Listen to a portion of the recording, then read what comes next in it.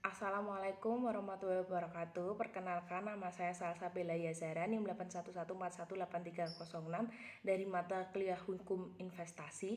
Di sini saya akan menjelaskan mengenai penyelesaian sengketa investasi. Penyelesaian sengketa investasi berdasarkan Pasal 32 ayat 1 UU PM mengatur bahwa bentuk penyelesaian sengketa yang terjadi antara penanam modal baik domestik maupun asing dengan pemerintah, maka penyelesaian sengketa dilakukan melalui musyawarah dan mufakat terlebih dahulu.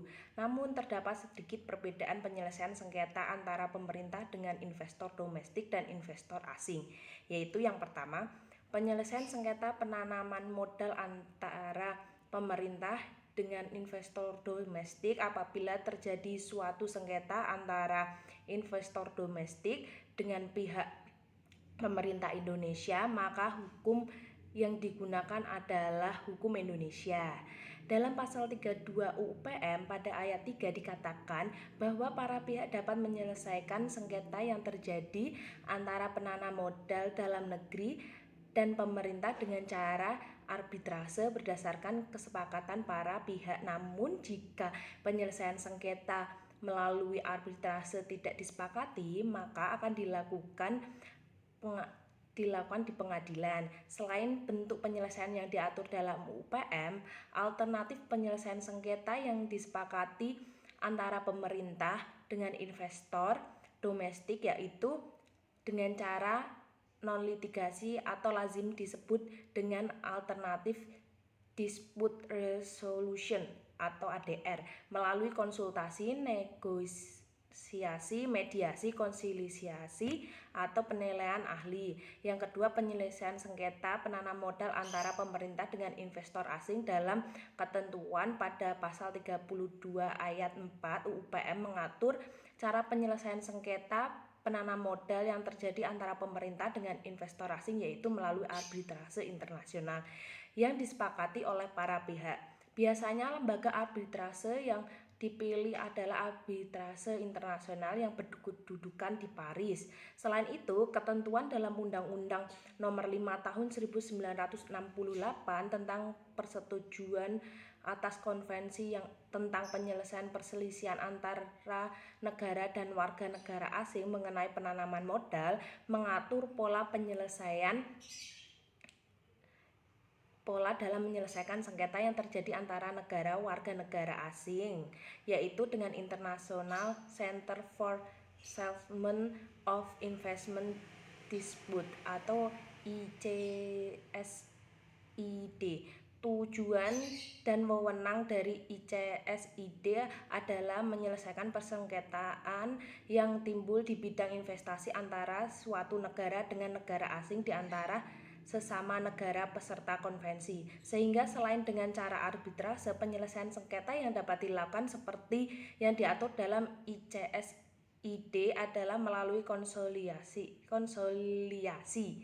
Oke, selanjutnya salah satu contoh kasus sengketa internasional adalah dicabutnya izin kuasa pertambangan Churchill dengan Ritlatama Group. Inilah yang membuat dimulainya sengketa antara pemerintah Indonesia dengan Churchill.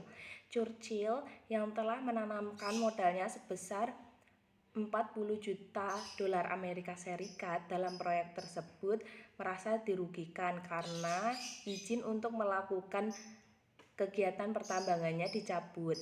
Churchill menggugat Indonesia ke International Center for Settlement of Investment Disputes atau ICSID, yaitu Indonesia harus mengganti kerugian yang diperoleh Churchill sebesar 2 miliar dolar Amerika Serikat atau setara 19 triliun rupiah.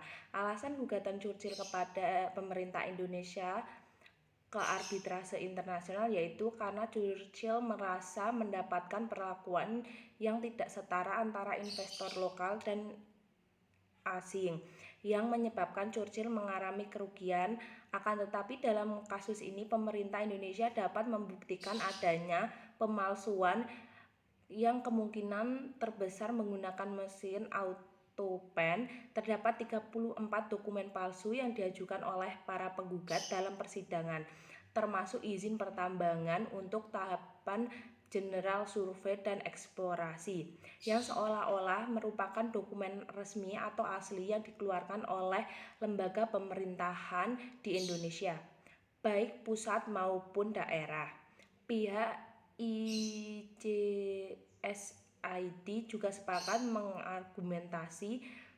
dengan argumentasi pemerintah Indonesia, yang dimana investasi yang bertentangan dengan hukum tidak pantas mendapatkan perlindungan dalam hukum internasional, dan para penggugat tidak melakukan kewajibannya untuk memeriksa mitra kerja lokalnya serta mengawasi dengan baik proses perizinannya.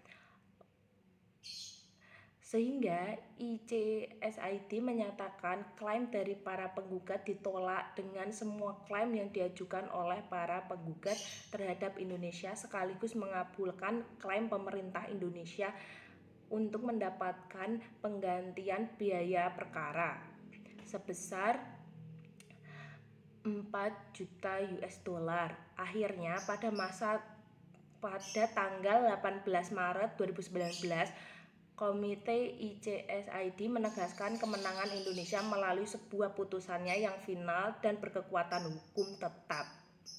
Terima kasih. Wassalamualaikum warahmatullahi wabarakatuh.